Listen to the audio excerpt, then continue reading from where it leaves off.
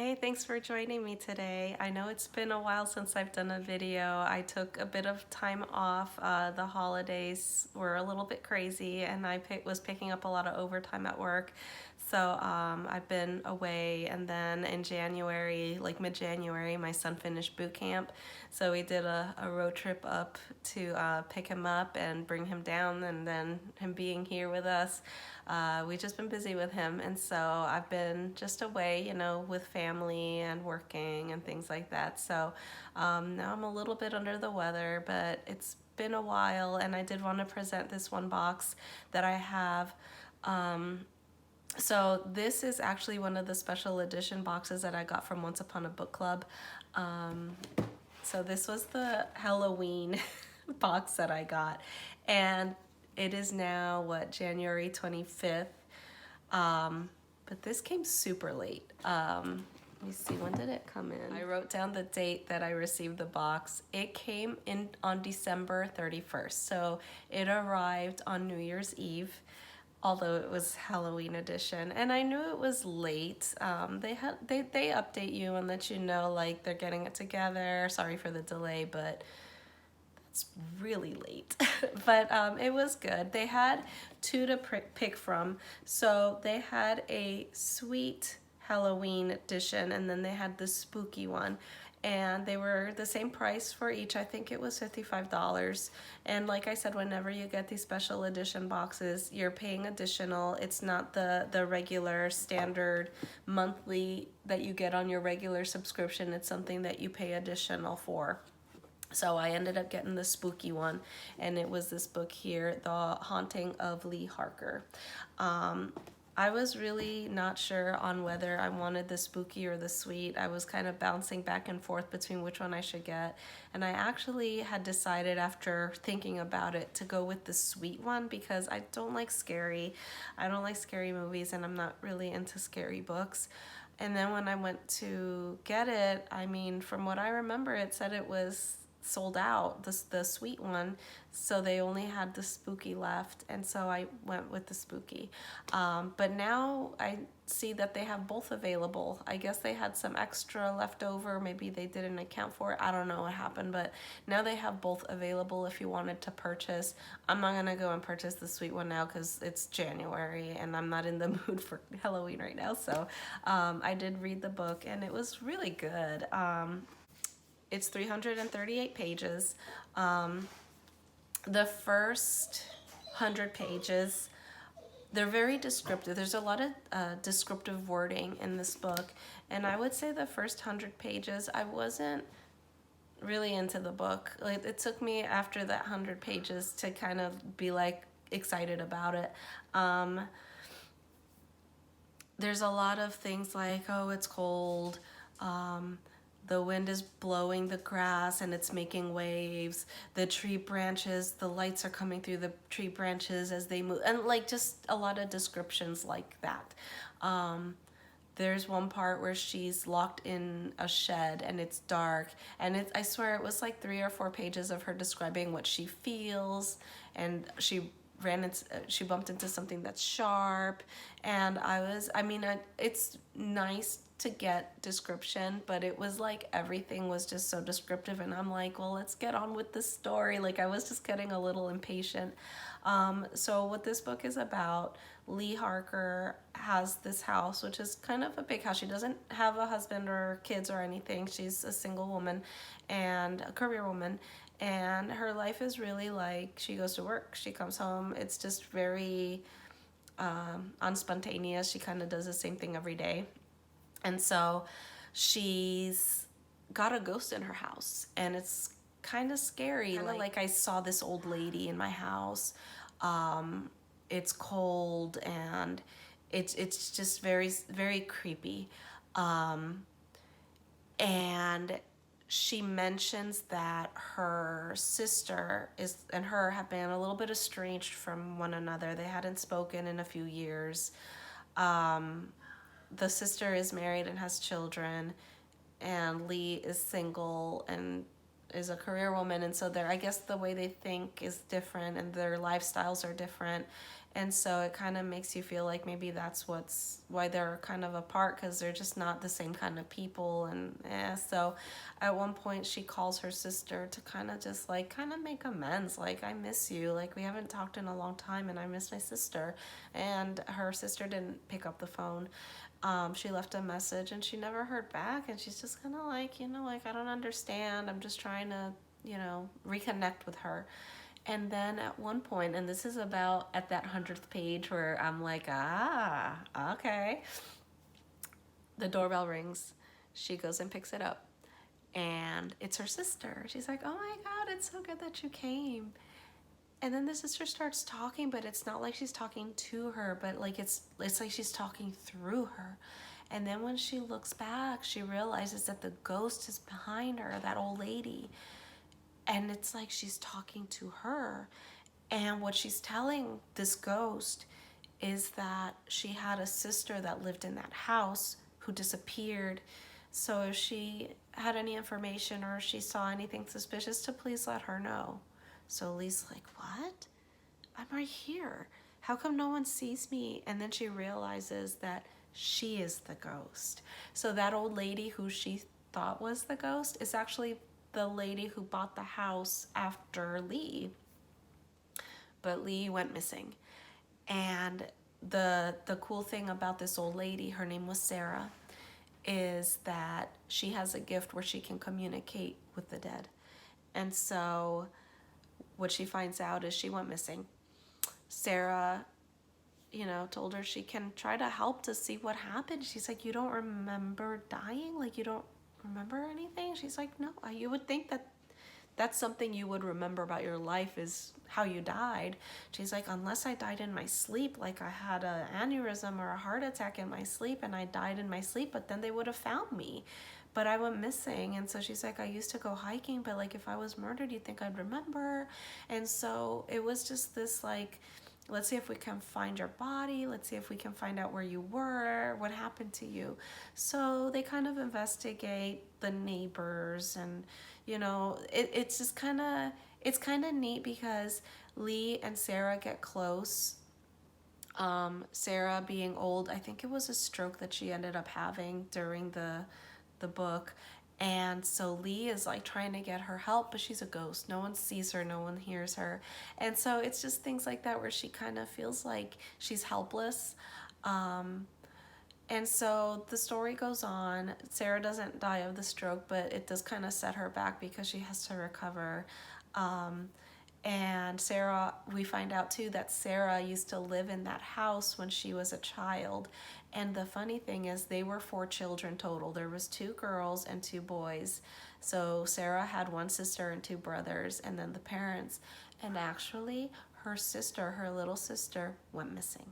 So it's kind of like, what is it about this house where people go missing? And so then and there was a connection between her sister's disappearance and Leigh's disappearance. And of course we do solve the mystery at the end.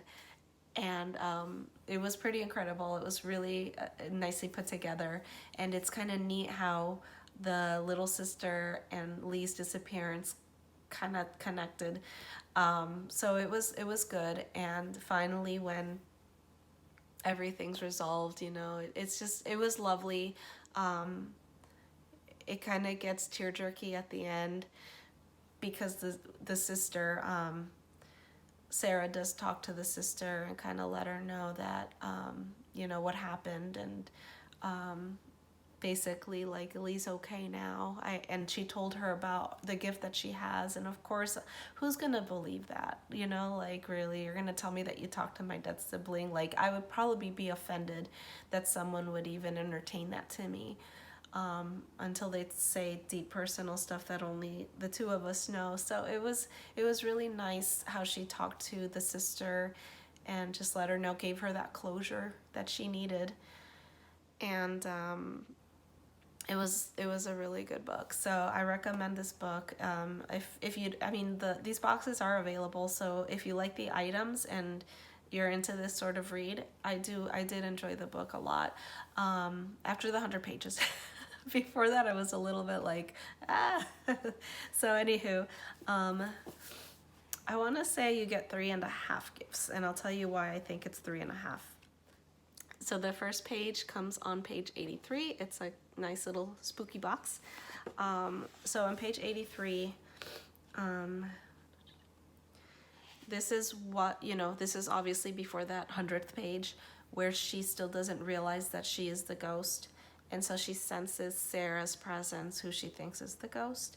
And so she gets salt from her kitchen, just like Himalayan salt. And she starts like putting it all over the house, like just drawing lines with it because she thinks that a ghost can't cross over the salt. Here it says, I loosen my fist and a cascade of pale salt pours free.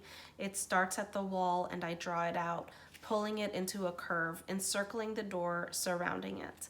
So she makes a hot mess with salt. Basically. And so you open your gift, page 83, and here we got this. I like how these are packaged. This is a beautiful container. It feels like glass to me. Yeah, this is glass. What does it say? Whispering Forest Natural Bath Salt. So this is salt for the bath. Packaging is really lovely. So you get this pink Himalayan salt. You can see how it's nice and pink color. So it's for the bath. And I do like this little jar. It'd be nice to kind of keep some cotton balls or something in it. So once I use it up, I'm gonna keep it and like put cotton balls in it. All right, so then the next gift is on page 89. And so just to compare the two, it is a little bit bigger. A little slimmer of a box, but the next gift is here, page 89. Also a cool, creepy box. Love it. And let's see what happens on page 89. All right, so on page 89, she's obviously she still thinks that she is alive, and she has some candles. She's having another one of the interactions with Sarah, who she thinks is the ghost. And so here on page 89, it says a candle lights the darkest reaches of the hall. Blood red and clasped between interlaced fingers, the intruder emerges from its darkened room. So open your gift, and it's this awesome scary box, and we get this spooky candle. It's kind of neat. Looks like blood is coming from the sides of it. Pretty creepy. It's wrapped in plastic, so it's a little bit shimmery right now. And there's the wick. It's cool. I mean, I'm not lighting it right now because this is gonna be something really neat for me to use for Halloween. So I'm gonna save it for next Halloween. The Himalayan salt I am not waiting for because that's awesome and that I can use now. So this next gift is the half gift I was talking about, and it comes on page 300. So you are gonna go quite a ways till you get to your next gift. So you gotta read through all of this here to get to the next one. So what you find in the book is this little card that looks like a radio, and on the back it has like this little QR code. And it says on it a line from the book. It says, the radio is switched on and it emits something from my nightmares, voices speaking over one another, all monotone. So you scan the QR code, and this very long YouTube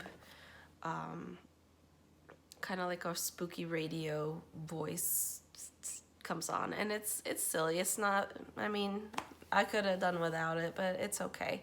It just kind of gives you some spooky, scary radio. It sounds like the radio, like old school, like with like scary voices in the background. It was okay. I just listened to it for like 15 seconds to see kind of what it was, and I just kind of fast forwarded through it a little bit to see if anything changes, and then I just turned it off. So yeah, I would have been distracted to keep it on. So so that was that gift. So that's why I say half a gift, because it's not really anything. And then the final gift comes on page, or just a few pages later, page 314, and you get this kind of big bag here. It says 314, And so what happened in this part? So Leigh, throughout the book, always kind of goes back to her quilt. She has a quilt that she keeps on her bed. So in this part, it says he reached for the quilt on my bed. It went around my body like a colorful shroud.